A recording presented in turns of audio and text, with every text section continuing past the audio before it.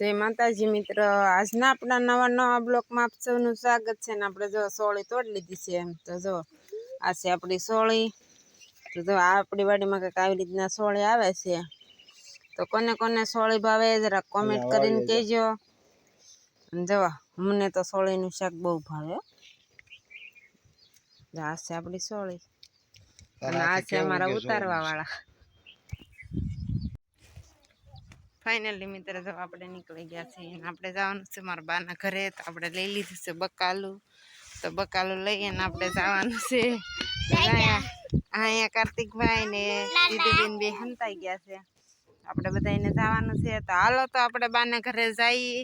અને ના જઈએ અને પછી મળશું ત્યાંથી કન્ટેનર વિડીયોમાં બના રહેજો લાઈક શેર સબસ્ક્રાઈબ કરી દેજો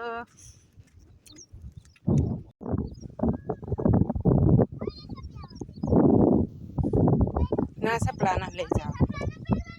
નહીં કેમ કરશો નીરભાઈ ના હું કરવા જાવ છો હાલે રાખો દોડો આપણે આવી ગયા છીએ મારા બાન ઘરે તો જો બધા બેસી ગયા છે ખાટલે મારા બાઈ મોજ ઉતરાયો તે આવ્યા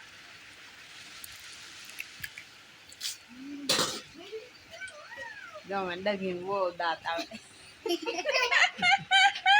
આપણે એમાં ઝાર છાંટી દીધી છે ને હવે આંકવાનો છે રપટો તો જો રપટો આંકવાનું ચાલુ થઈ ગયું છે મારા ભાઈ સનેડો આંકે છે ને અમારા રામભાઈ વાહી ઊભા છે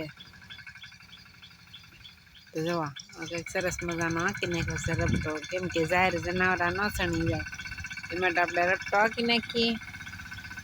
એટલે ઝાર બધી ડટાઈ જાય ને વરસાદ તો આવવાનો જ છે જોઈ શકો છો કેવો અંધારેલો છે કાળો કમર જેવો વરસાદ આવી જાય એટલે આપણે ઝાર ઉગી જાય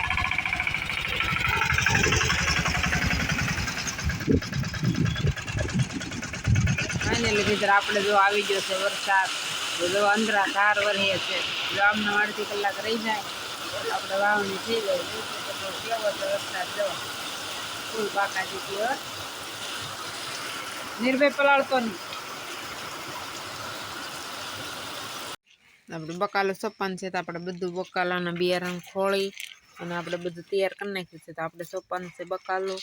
તો જોઈ શકો છો જોવામાં બધું છે ભેગું એ વકલ પાડીએ છીએ ને આ છે આપણે વટાણીયા સોળા બધી જાત જાતની વાલોર છે અને આ છે આપણા તુરિયા તો આપણે બધું બકાલું સોપાનું છે તો હાલો તો આપણે બકાલું સોંપી દઈએ જો આપણે હાંસનું ટાણું થઈ ગયું છે રોટલા બનાવી નાખ્યા છે અને આપણે જો મીંદડી વિયાણી છે તો આપણે મીંદડી માટે શેરો બનાવ્યો છે તો આપણે મીંદડીને ખવડાવવાનો છે તો જોઈ શકો છો જો આ એને શેરો બનાવ્યો છે મીંદડી ઠરવા મૂક્યો છે ઠરી જાય એટલે આપણે મીંદડીને દેવાનો છે